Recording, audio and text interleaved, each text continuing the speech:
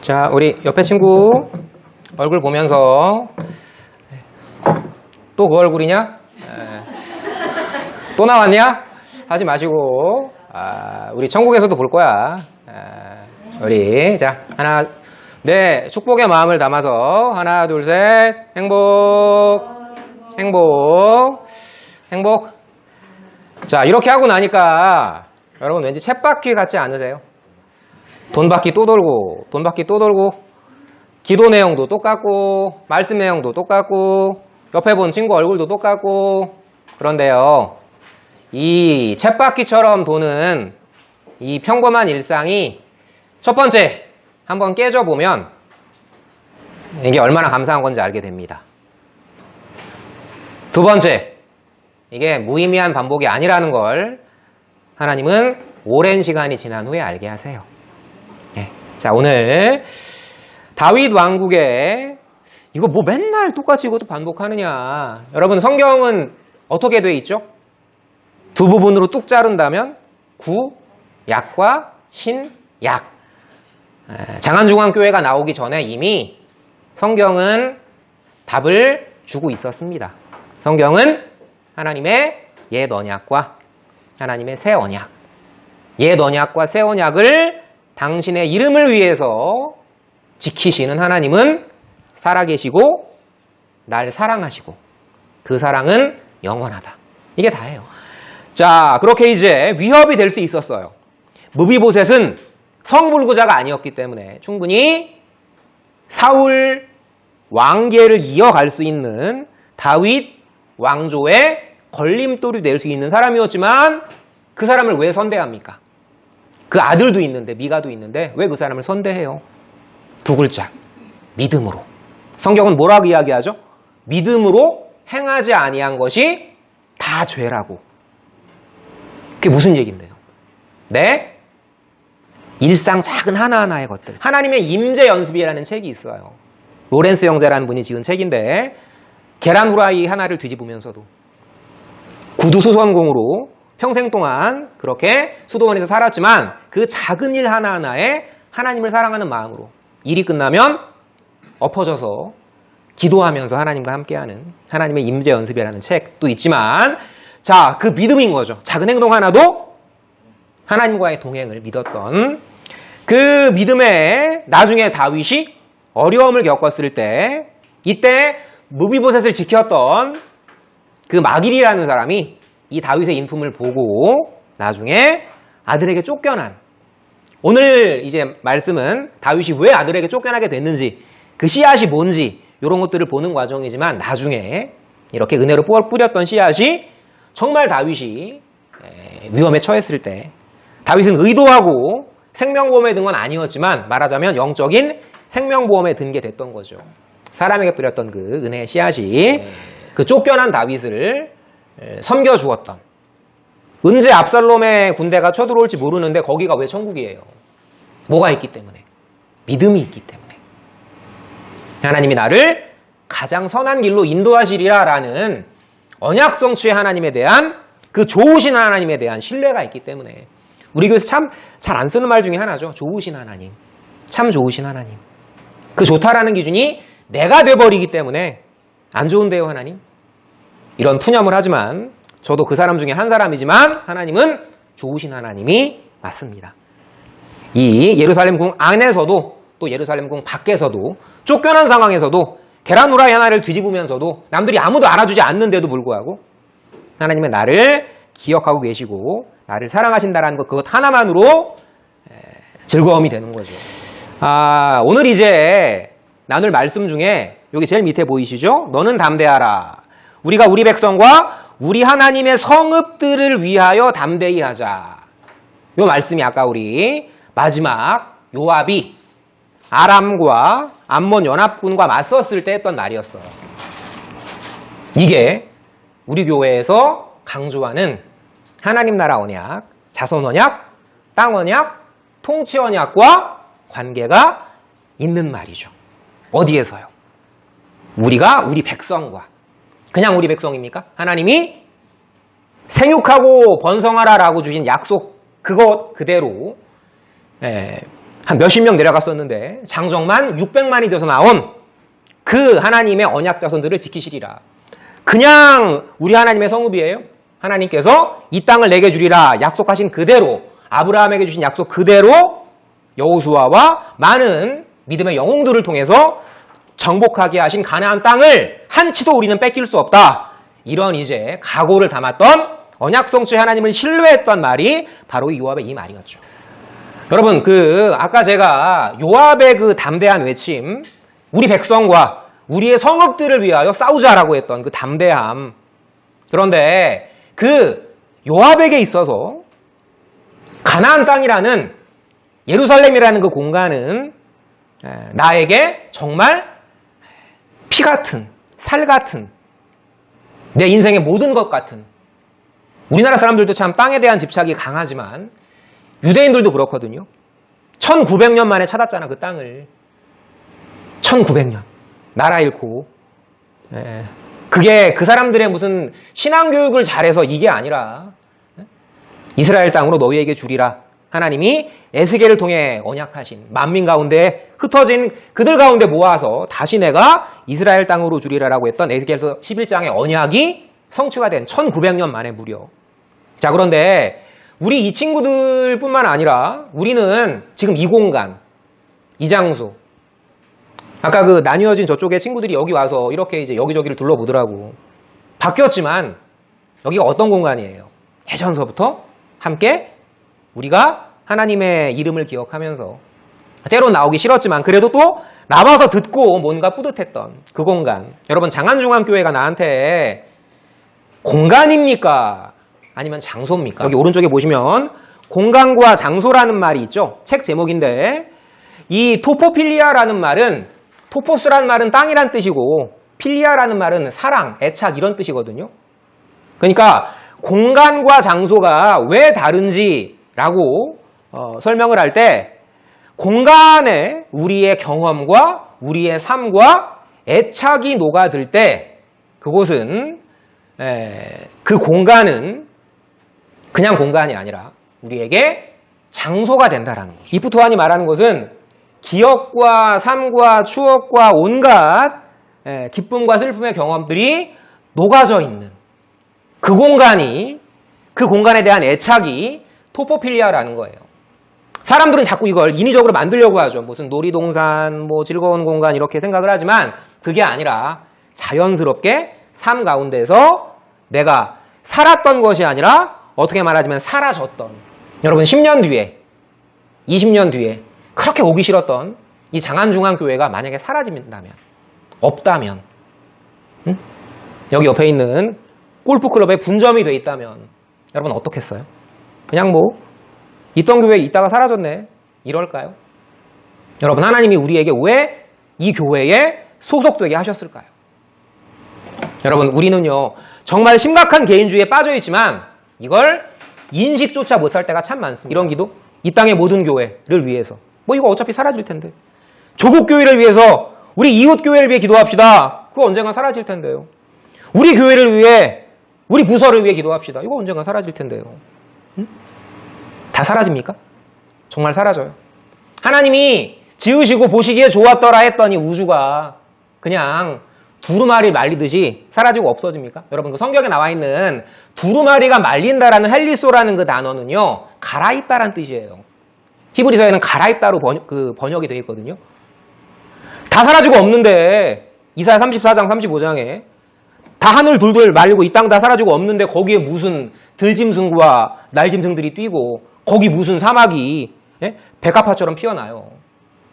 다 없어진다라는 게 아니라, 물론 없어지는 것도 있겠지만 새롭게 창조되는 즐거움, 정말 거룩한 회복, 이것도 있는 거죠. 우리 공간이라는 곳이 장소가 된 우리의 이 아름다운 함께 누리는 이곳이 무의미한 곳이 아니라는 거죠. 자, 그래서 이제 바울이 이런 얘기를 합니다. 이는 너희 수고가 주 안에서 헛되지 않은 줄을 알미라. 무의미할 것 같지만 아니라고. 너네들의 하루하루는 쌓이고 쌓여서 언젠가 하나님이 이렇게 인도에 오셨구나라는 걸 돌아보게 하는 선물이 된다는 거죠. 그때가 언제인지는 모르지만 다윗이 이제 보낸 조문사절이 암몬 왕 한운에게 수모를 당하는 내용이 나옵니다. 그런데 여기서 한 가지 좀 이상한 게 다윗은 암몬 왕 나하스에게 무슨 은혜를 입었을까? 제가 궁금해가지고 성경을 찾아봤는데 무슨 은혜라는 내용은 없더라고요. 근데 암몬이랑 비슷한 나라가 하나 있죠. 그 이스라엘 지도 맨날 헷갈리는 게 이제 옛날에 화장품 중에서 아모레 화장품이라고 있었거든요. 아모레로 외울 수 있는 암몬, 모압, 에돔 요 동네 요단강 건너편 요쪽 동네에 모압 땅에선 다윗이 은혜를 입었던 적이 있었어요. 기억이 안 나겠지만 옛날에 다윗이 막 사울에게 쫓길 때 자기 어머니 아버지를 모압 왕에게 맡기거든. 근데 그 이후엔 기록이 없어요. 다윗은 그때부터 이미 율법을 어긴 겁니다. 왜요? 신명기에 영영이 모압과 암몬 자손들은 어떠한 계통에서 태어난지 알잖아. 딸이 아빠한테 술 먹이고 관계가 져가지고 태어난 자손이 모압이랑 암몬이잖아. 그들은 영영이 여호와의 총회에 들지 못한다고 했던. 그런데 하나님의 신명기 약속이랑은 별개로 용감하게 다윗은 자기 어머니를 아버지를 누구한테 부탁해요? 모압한테 부탁했다고. 그 뒤 소식이 없어. 근데 암몬 왕의 딸이 아비갈인데 그 사람이 스리와랑 자매이고 요 사람이 다윗의 동생이에요. 어떤 그림인지 딱 감이 오십니까? 다윗 엄마가 재혼했다라는 등식이 성립이 되죠. 제가 이 얘기는 학자들마다 조금 설이 갈리긴 하지만 이렇게 된다면 이제 은혜를 입은 게 되는 거죠. 다윗의 엄마 아버지를 모압 옆에 있는 암몬 왕이 돌봐주었고 암몬 왕이 이제 그 모친을 통해서 이 아비갈을 낳았다라는 그림이 나올 수 있는데 요건 설이 좀 다르긴 하지만 이랬다면 요게 이제 좀 제가 볼 때는 설명이 잘 돼요. 이방왕 하나 죽었는데 거기 무슨 사절단을 보내. 만약에 그 사람이 나의 배다른 아빠였다면 의미가 좀 달라지는 거죠. 근데 이 암몬 왕 나하스의 아들 입장에서는 이걸 뭘 노리는 거야 지금. 다윗이 지금 내 나라를 노리는구나. 여러분 100년 전쟁이라고 있지만 100년 전쟁의 출발점이 영국 왕이 프랑스 왕통이랑 연결돼 있다라는 걸 지분으로 해가지고 내가 너네 나라 왕위 계승에 참여하겠다 이거였었잖아. 에드워드 3세가. 그래가지고 이제 100년 전쟁이 터진 거지만 그런 거라면 이제 암몬 왕이 왜 이렇게 길길이 뛰었는지 나하스 아들 암몬 왕 한운이 만약에 다윗이 왕위 계승권을 주장하면 어떻게 할까? 이걸 경계했던 거죠.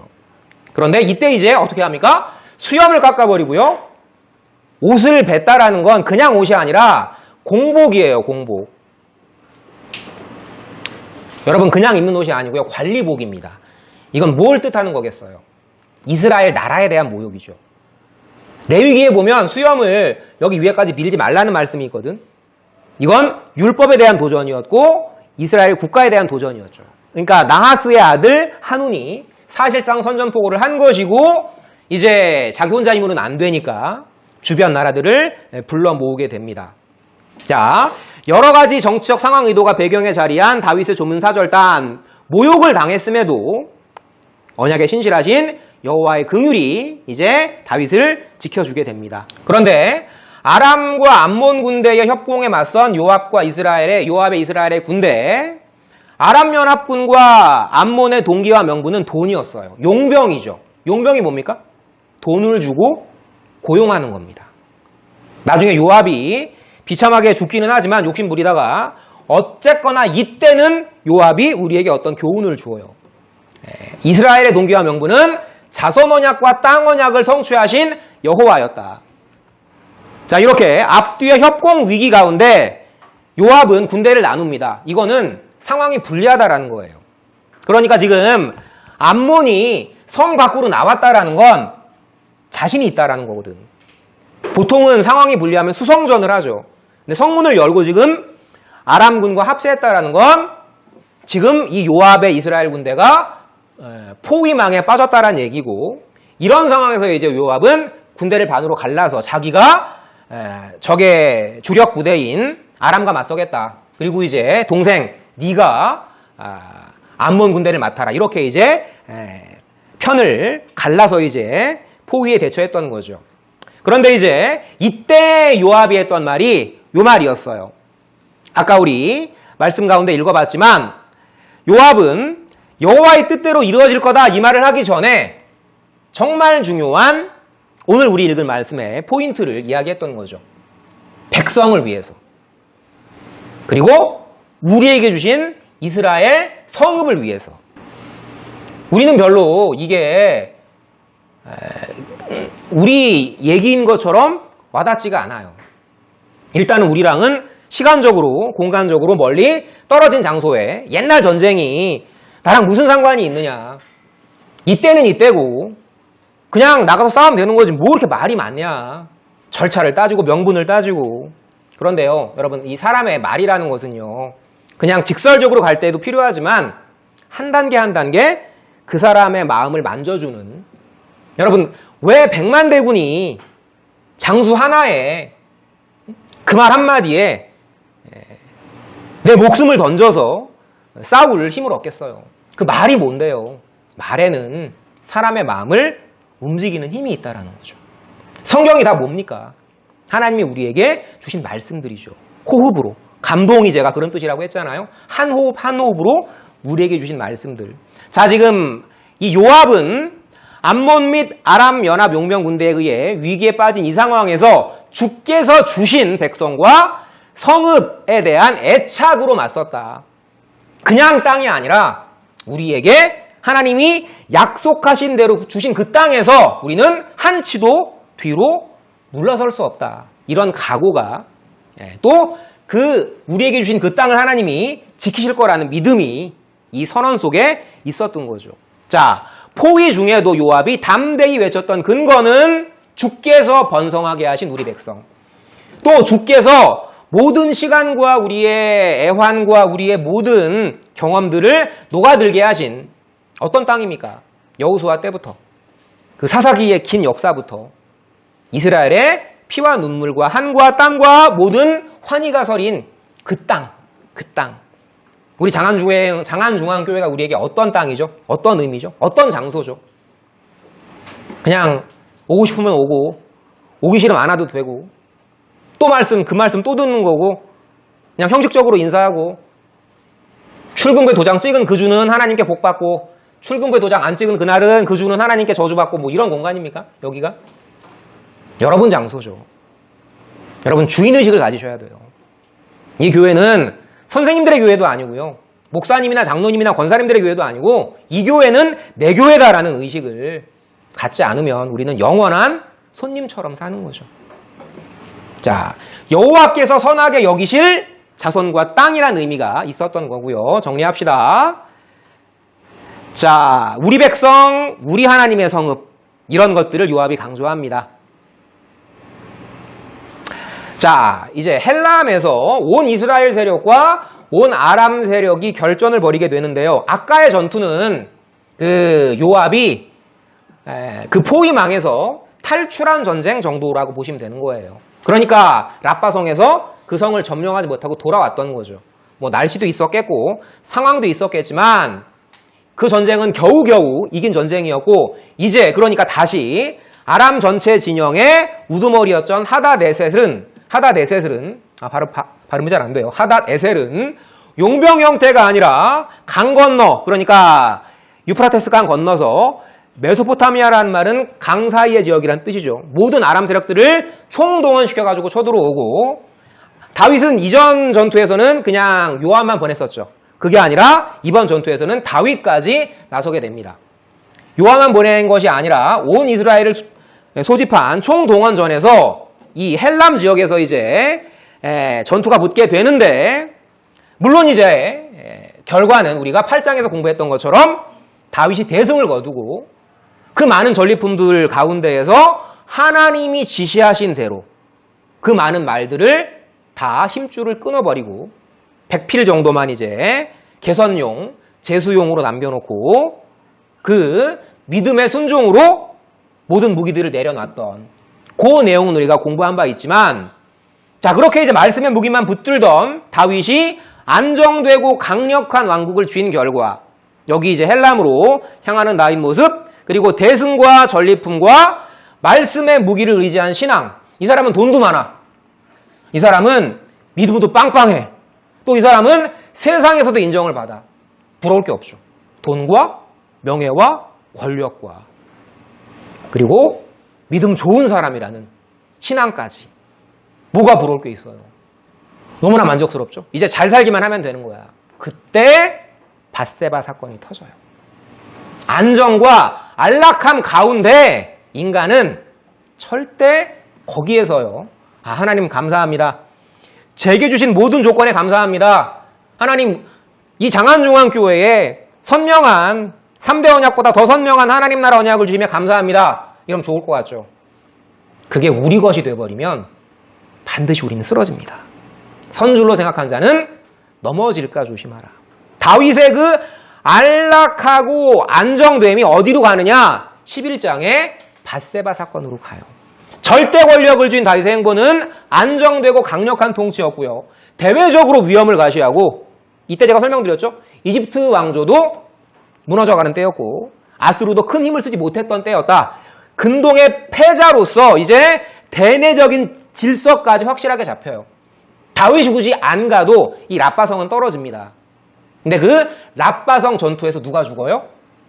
다윗의 불륜의 수치를 가리기 위해서 우리아가 이 랍바성 전투 중에 죽죠. 절대 권력이 추락의 배경이다. 그건 11장 밧세바 사건을 통해서 우리가 확인할 수가 있어요. 제가 마지막에 이 말씀을 띄운 이유는 만일 누구든지 이것들 외에 더하면 하나님이 이 두루마리에 기록된 재앙들을 그에게 더하실 것이요. 요한계시록 제일 마지막에 나오는 말씀이거든요.